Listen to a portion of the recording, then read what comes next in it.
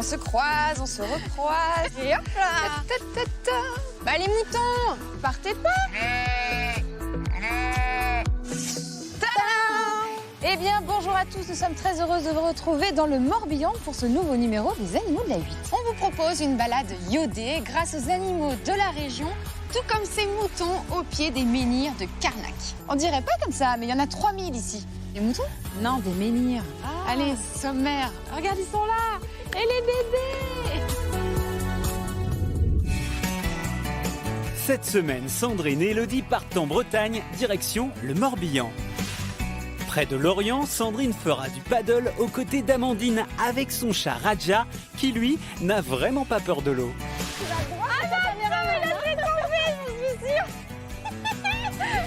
Sur la presqu'île de Quiberon, encore du sport avec une séance de canicross sur la côte sauvage entre mer et falaise. Tu cours, mais après il y a une récréation. C'est exactement ça. À cheval, Elodie se rendra dans les vergers de Sébastien pour une balade au milieu des pommiers. Salut les filles! Ah, salut Sébastien! À Carnac, les moutons gardent les menhirs. Sandrine visitera ce haut lieu de la préhistoire où les moutons pâturent au pied de 3000 pierres alignées. Ils font vraiment partie du paysage autant que les menhirs. Puis pose tendresse au refuge de Kernavest. Une centaine de chats sont chouchoutés dans un cadre naturel en attendant d'être adoptés. Notre balade bretonne commence sur la presqu'île de Quiberon. Air vivifiant, soleil et embrun sont au rendez-vous. Ça tombe bien, Sandrine et Elodie rejoignent des chiens pour une séance de canicross. Lol, doucement! Le rythme est soutenu et certains ont plus de mal à suivre que d'autres. Est-ce que vous avez vu l'ingénieur du son de l'eau? Alors, vous y allez, hein? C'est un entraînement, ça va se faire du bien. Salut, hein? Ah! À bientôt! Lol! Doucement, je vais pas courir! Allez, Aiko! Allez, ma belle! Attends, il y a de l'eau! T'as vu ça? Ouais! Bon, c'était sympa, Alex, hein? Vous avez assuré, hein, clairement. Parce Que c'est pas simple. Hein. Et c'est speed? Ouais, ça va Non mais super vite. attends, Ça. t'as cru qu'on faisait de la compétition ou quoi? J'ai été très surprise par la puissance de mon chien. Ouais. J'allais dire mon cheval d'ailleurs, comment il allait vite. C'est vraiment le principe du canicross, c'est entre guillemets d'avoir une aide supplémentaire du chien. Mais c'est clairement d'avoir aussi cette sensation de survitesse qui est vraiment agréable. C'est vraiment un sport dit extrême, mais qu'on peut pratiquer avec tout type de chien. Est-ce qu'on va vraiment plus vite? Oui, on gagne en moyenne 20% par rapport à sa vitesse normale. Ah ouais. On a l'impression d'avoir des bottes de 7 lieues, de voler, de s'envoler. Et en plus, voilà, c'est un sport qui est hyper complice avec son chien, donc c'est vraiment top. Et tous les chiens peuvent courir comme ça? Alors tous les chiens peuvent courir, ça peut aller voilà, du chihuahua, parce qu'on a voilà, Vanessa qui a couru avec un chihuahua. Alors là, courir avec un chihuahua, on va pas aller très très vite. Là, On va pour pas le très coup, vite, mais voilà, l'avantage c'est que le chien se fait plaisir, la maîtresse du coup se fait plaisir aussi. Donc effectivement, on peut aller du chihuahua au chat comme là, vous pouvez voir des braques. Il y a quand même des ordres hein, qu'on peut lui dire lorsqu'on court, ralenti, Moi, tu à parles, droite, ça à peut marcher. Moi, j'étais là, gauche. Bah, moi, ça allait avec Aiko, je pouvais lui dire ralenti, à droite, à gauche, stop, doucement. Il comprenait. Viens, Aiko. Tu résumes bien, il faut vraiment leur apprendre la base. Donc les directions, gauche, droite, évidemment avec l'éducation en plus. Et voilà, ralentir doucement, derrière parfois, dans des descentes très dangereuses, on les met derrière. Il y a Et lui pas ne mal pas le faire mal. d'impact hein, quand même. Hein. Beaucoup Surtout d'impact. en descente, là, on l'a Ouais. vu au niveau des genoux. C'est comme les gens, ils vont pas se lancer sur un marathon du jour au lendemain. Voilà, je conseille toujours d'aller voir son vétérinaire pour le chien, voir s'il est en Ouais. bonne santé pour commencer. Bien sûr. Et évidemment, pour le maître aussi, d'aller chez le médecin du sport, pour faire un bilan global, pour pouvoir se important. lancer. Et à partir de quel âge le chien peut commencer? Quand ils sont chauds, évidemment, on les embête pas avec ça. Le but, c'est qu'ils apprennent les ordres de base et qu'ils grandissent, qu'ils fassent leur vie de chiot. Et petit à petit, voilà, on va commencer, selon leur croissance, à commencer doucement la traction. Quoi, à Mais, 2 ans? les compétitions peuvent commencer dès 12 mois. Et généralement, les entraînements un petit peu avant, pour les habituer à avoir le harnais, etc. Ils ont pas des tendinites, eux? Ah si, ils ont des tendinites, ils ont toutes les mêmes Pourquoi ils pathologies. auraient des tendinites? Parce si, que si. ça C'est peut toi qui as arriver. des tendinites? Moi, parfois, ça m'arrive d'en Mais elle a avoir. raison. Et je me demande, est-ce que eux aussi? Si, clairement, tu as raison. Effectivement, il y a des chiens qui peuvent avoir des tendinites. C'est pour ça qu'il faut vraiment toujours être dans l'observation de son chien et un peu de son écoute, même s'il ne parle pas. Voilà, il faut vraiment toujours Ouais, regarder observer. s'il n'y a pas de boiterie, pas partir le gimon voilà, à froid. Viens, Viens là, Mimi. Oui. Viens là. Oui, Ça là. suffit. Oui, t'es super. On sent que t'aimes ça, les chiens. Oh, regarde, je suis tombée. Et ben alors, on rentre dans le cadreur et tout comme ça. Qu'est-ce que ça veut dire, ça? Comment on fait si on a envie de se mettre à faire du canicross avec son chien, mais qu'on voit finalement, il n'a pas tellement envie? Alors, Est-ce qu'on peut le... Non. Faut l'habituer. Est-ce qu'on doit le motiver? Est-ce qu'on peut le motiver? on peut motiver. Alors, effectivement, il y a des chiens qui ont un peu ça dans le sang. C'est-à-dire que, voilà, plus un peu que comme d'autres. Moon, qui veut directement se mettre à tracer. Ouais. En revanche, il y a des chiens qui ont un petit peu moins envie. Et en fait, avec l'émulation d'un club, avec l'effet de groupe, Ah. ils ont copié, ils ont fait vraiment du mimétisme. Et après, évidemment, profiter de l'émulation du groupe. Et voilà, profiter aussi des bons moments qu'on peut passer ensemble. On partage la même passion, donc clairement. C'est ça que c'est sympa, c'est là. ça. C'est convivial. Ils s'entendent tous bien. Les chiens, ils sont contents. Après, c'est la récré, par contre. C'est ça. Ils courent, mais après, il y a une récréation. C'est exactement ça.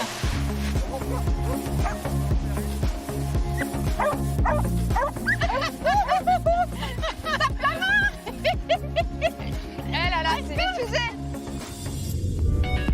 Notre aventure animalière continue à Plomeur, à quelques kilomètres de Lorient. Quand elle travaille, Amandine éduque des chiens. Mais lorsqu'elle part en balade, c'est avec son chat Raja. Et oui, un chat sur l'eau qui fait du paddle.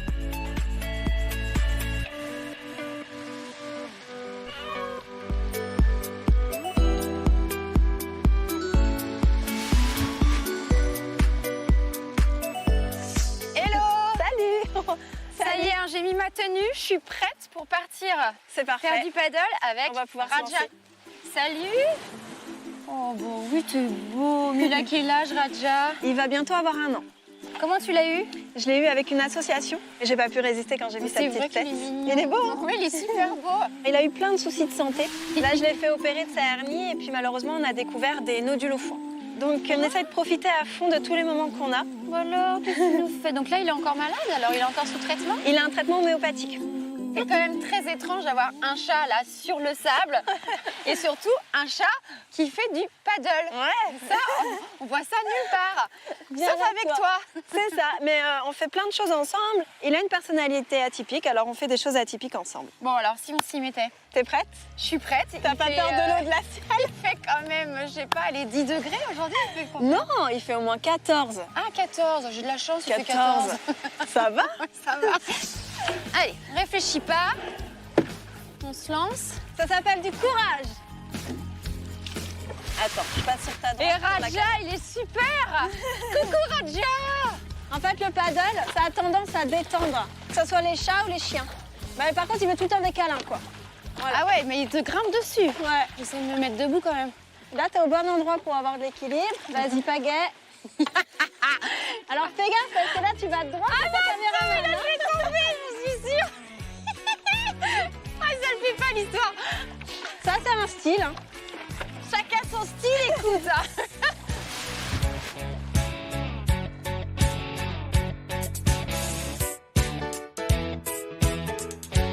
Vous faites une pause? On finit en mode câlin. Ah, sympa. Vous avez vu Raja et Amandine, comment ils sont bien? Hop.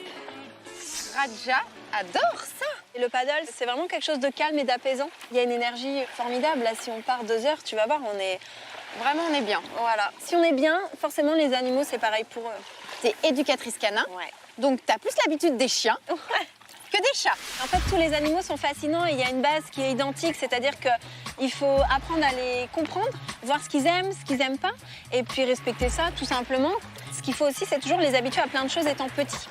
Il a quand même envie tout le temps d'être avec toi, c'est-à-dire dans tes bras. Il a besoin d'être rassuré ou c'est vraiment parce qu'il adore les câlins? Je pense pas que ce soit être rassuré, parce qu'à la maison, il est pareil, voire pire. C'est sa personnalité. Lui, il se comporte comme un chien. Même en balade, quand je prenais mes chiens, il me suit. Donc, à partir de là, c'est à moi de respecter sa nature, et je me dis, il a envie de venir, je vais le faire venir. Bon, ce qui est fou quand même, c'est qu'on dit que les chiens ont peur de l'eau. Et là, on se rend compte que Raja, pour lui, l'eau, il s'en l'impression que fiche. c'est naturel chez lui. Il n'y a pas de poisson aujourd'hui, mais alors quand il y a des poissons, c'est limite dur de le retenir. Il met sa patte dans l'eau, il est à 2 doigts de sauter.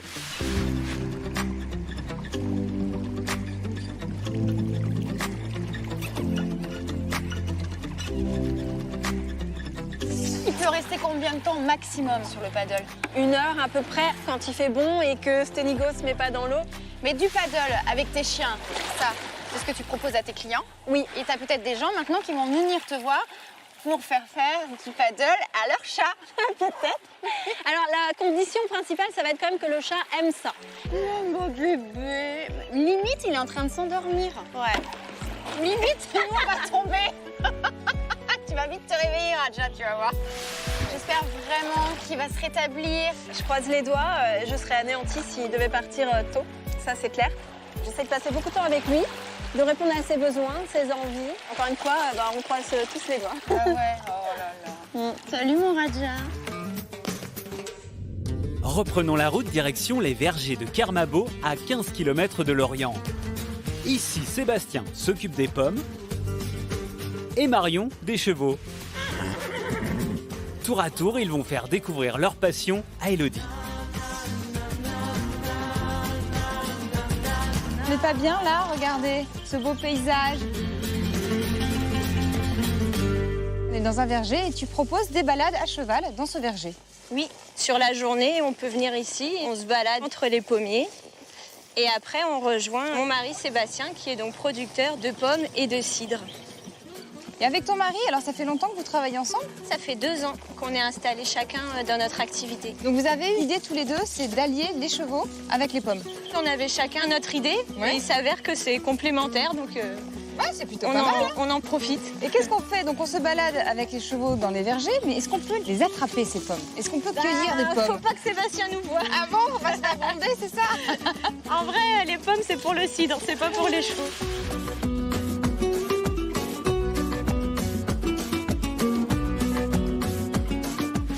Qu'est-ce que les personnes recherchent quand elles viennent te voir? Je suis désolée, hein, je laisse un peu vaquer comme il veut avec les pommes, hein. Sinon ils bougent dans tous les sens. Qu'est-ce qu'elles recherchent les personnes quand elles t'appellent et qu'elles viennent te voir? En général, c'est des gens qui aiment bien se promener et surtout qui veulent des chevaux qui sont habitués Ah oui, à sortir. Faut quand même avoir des bases, Ouais, faut quand même avoir des bases. sinon c'est compliqué. Ils mangent les pommes qui sont juste en bas là, et ils ont pas le droit. Enfin, celles qui sont par terre, ils peuvent les manger. Ah bah non, c'est celles-là qui vont être ramassées justement. Ah bon? Tu sais dans quelle rangée de pommiers il est, Sébastien? Bon, on va chercher. C'est parti.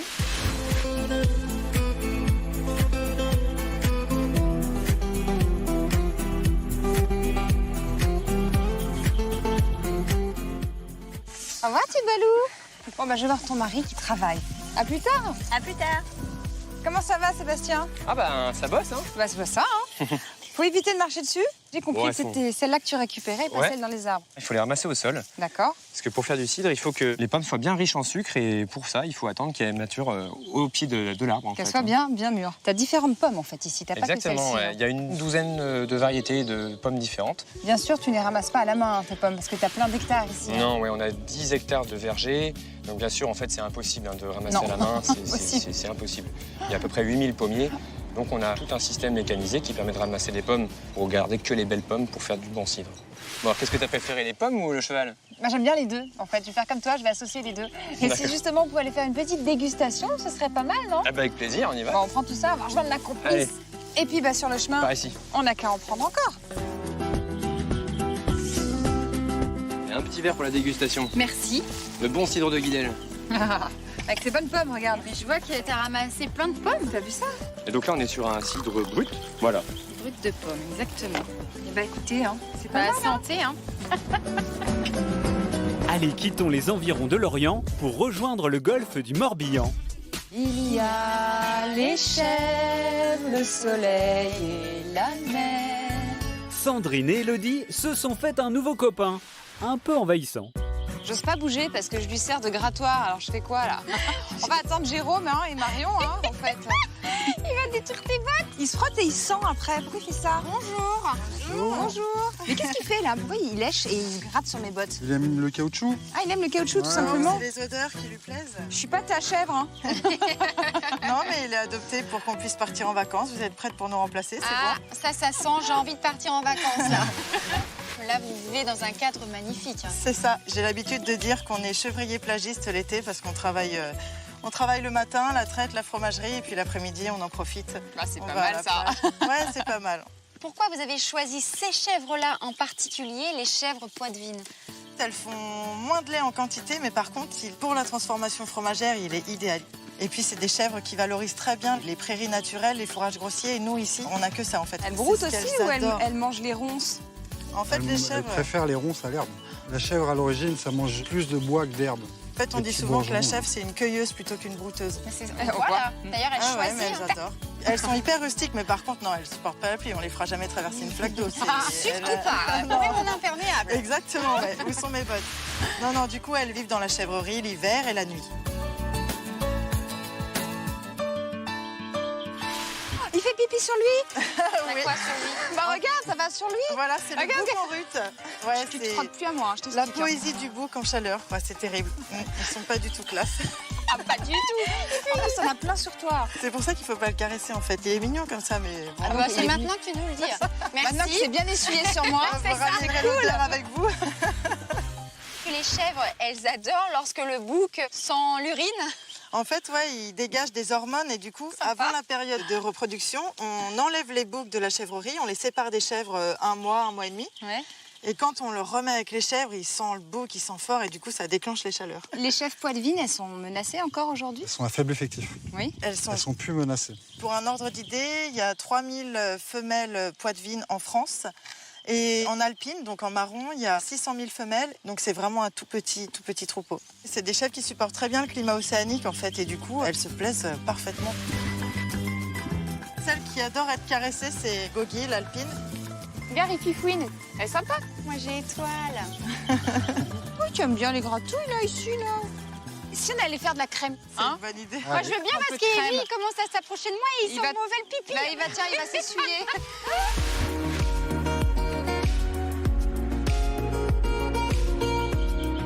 Ciao, ciao, les fifis. Allez, bye. Bon, bah voilà, on va peut-être faire des crèmes dessert maintenant. Donc là, on a un mélange de... Le chocolat qu'on va faire. C'est ça. Et il nous faut, Bah, du lait. évidemment, le lait des chèvres. Allez, faut tourner, faut tourner, faut Ah oui, tourner. bah attends.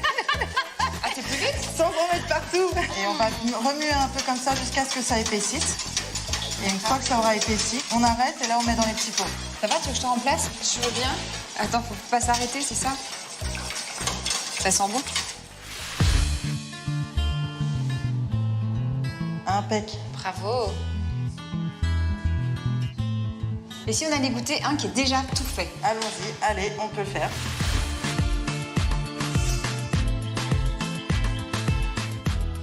Hyper bon.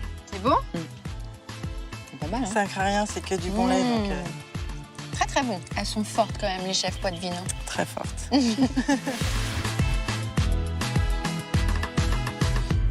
Notre escapade animalière dans le Morbihan nous emmène sur l'incontournable site des menhirs de Carnac.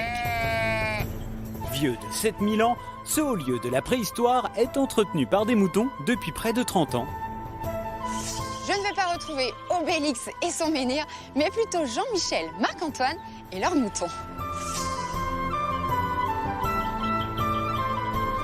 Bonjour. Bonjour, Ravie de vous rencontrer. bienvenue. Merci. Dans ce site exceptionnel, avec ces moutons, Marc-Antoine, ça c'est plus vous, hein, les Oui. moutons.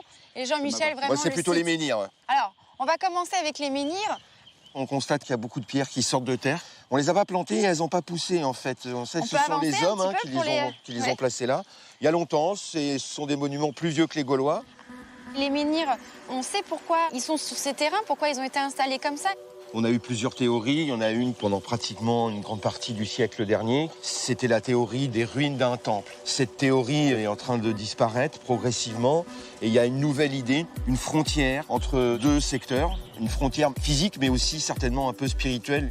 Bon, ce qui est clair, c'est qu'on n'a pas encore le fin mot de l'histoire. Est-ce qu'il n'y a pas des légendes quand même autour de toutes ces pierres posées Il y en comme a ça certainement autant que de pierres. Ouais. Chaque famille, pratiquement, a sa propre version de la légende des menhirs. Quelle est la plus grande légende autour des menhirs? Les soldats de Saint-Cornélie, en fait, le pape poursuivi par une armée païenne de légionnaires romains qui auraient pétrifié tous ses ennemis sur place. Ah oui, d'accord. D'où ce côté un peu rangé en ordre de bataille, qui seraient donc des soldats romains transformés en pierre. Transformé en pierre?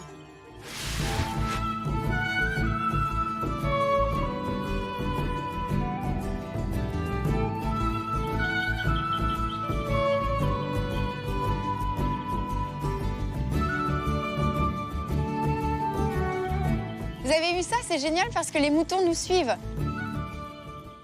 Vous vous, Marc-Antoine, vous emmenez des moutons ici sur le terrain pour désherber, pour pâturer. Et pour mettre en valeur nos menhirs et puis pour garder cette végétation qui est typique des alignements. C'est une lande rase. Notre travail avec les moutons, c'est de la contenir pour éviter que les menhirs disparaissent sous la végétation. Qu'on ne voit plus les menhirs.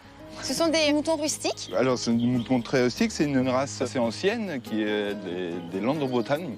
Donc, c'est une race qui avait quasiment disparu dans les années 70. On a atteint maintenant les 2000 bêtes en Bretagne. C'est des moutons qu'on peut laisser à l'extérieur toute l'année. Ah, c'est bien. Ça fait depuis maintenant 1991 qu'ils sont sur les alignements de Carnac. Ils font vraiment partie du paysage autant que les menhirs. Et on a combien de moutons sur le site? Nous avons 32 moutons. Ça suffit pour tout? C'est grand, hein? Oui. C'est grand. Donc, non, ils ont du boulot, hein. Il faut qu'on embauche. Bien manger, hein. Les moutons, il faut en embaucher encore, là.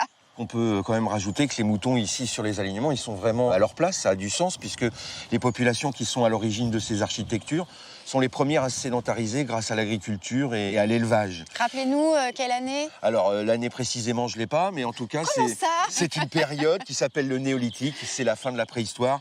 On dit que c'est entre moins 5000 et moins 2000 à peu près. Mais justement, les touristes qui viennent ici, qu'est-ce qu'ils vous disent?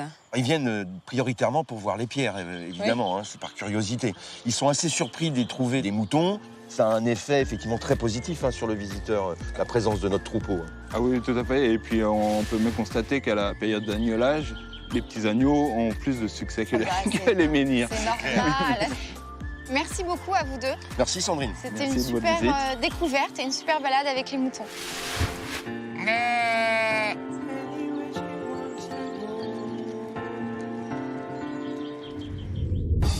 Avant de quitter la région, Élodie va rendre une petite visite au chat abandonné de Quiberon. Je vous présente Misaine. Regardez comme elle est mignonne. T'es belle, ma fille Misaine. Ils sont une centaine à mener une vie douce dans l'attente d'être adoptés grâce à quelques bénévoles. Les chats, ils sont heureux ici, au refuge de Carnavest. Bon, allez, je vais voir Jean-François. Coucou. Coucou. Comment ça va?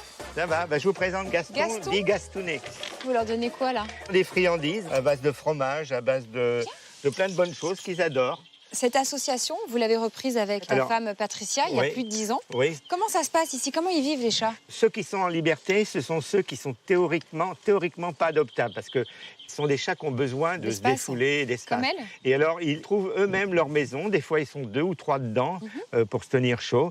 Et on a rarement des conflits. Comment vous dire? C'est très accueillant. À chaque fois que j'ai récupéré quelque chose, j'ai transformé. Puis alors, ça s'est agrandi progressivement. Donc là, il y en a combien qui évoluent dehors? Parce qu'on se croirait dans un jardin avec des petites maisons. On doit avoir environ une trentaine de chats à l'extérieur. Après, derrière nous, il y a plein de petites maisons que tu as faites avec des compartiments différents. Dedans, ce sont des mamans avec des petits. Donc, ce qui est très important pour vous, c'est le vacciner et stériliser les chats. La stérilisation, ouais. On a stérilisé à peu près 900 chats depuis que je m'en occupe et fait à peu près 1000 adoptions. Ouais. Voilà. C'est bien, hein? Oui. Comment vous communiquez sur vos chats? On a un site internet, on a un forum et on a les pages Facebook et un compte Twitter. Les réseaux sociaux? Oui. Pour adopter un chat, on vous donne combien? Un chat adulte, par exemple, si on mettait Cléopâtre, ce chat qui a été vacciné typhus, coryza, leucose avec rappel, plus la stérilisation, plus l'identification, plus le test, c'est 150 €. Okay. Et quand c'est un petit chaton qui part avec seulement une primo-vaccination, c'est-à-dire typhus, coryza, c'est 80 €. Si tu me faisais visiter ton refuge. Ah oui. On va accéder où il y a les petits.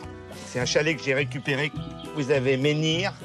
Il était mec comme tout, mais il s'est remplumé. Et tout ça, c'est toi qui l'as fait? Oui, c'est moi qui l'ai fait.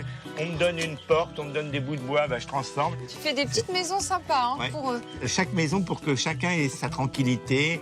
On nous donne un fauteuil, des chaises, et comme ça, les chats... Des arbres à chat, des couvertures. Ah oui, des arbres à chat. Ouais. Alors oui, comment aider l'association? En donnant des couvertures et des objets, et des croquettes, et tout ce qu'il faut.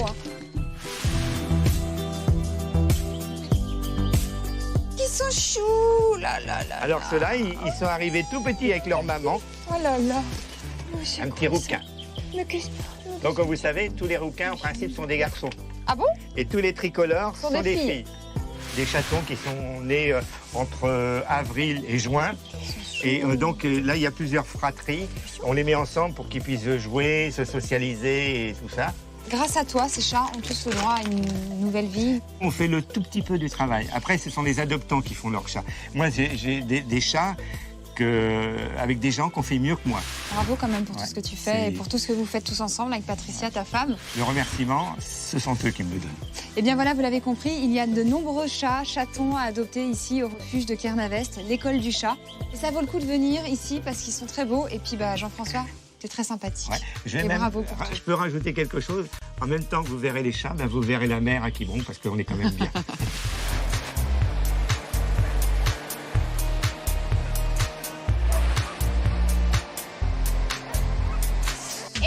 Notre émission s'achève sur la presqu'île de Quiberon. On espère que vous avez passé un bon moment en notre compagnie et tous nos passionnés d'animaux. N'oubliez pas que vous pouvez revoir les émissions sur le site ou l'application MyCanal. Allez, on vous dit à très bientôt dans les animaux de la 8. Bye bye. Bah oui, on a T'as pas besoin de ça aujourd'hui. Non, t'as pas besoin de le mettre sur la tête. Bah oui. Alors c'est trop la classe, non? Davy Croquette. Mais comme il est mignon. Il n'y a que sa maman qui compte. Pommes de Renette et pommes d'api. C'est sympa, toi. Merci, Adrien. Et il n'y a pas de poire ici. Non, que des pommes. Donc on peut pas faire des pommes, des poires et des Scooby-Doo-Bidou, alors. Viens faire une photo avec moi, petit balou.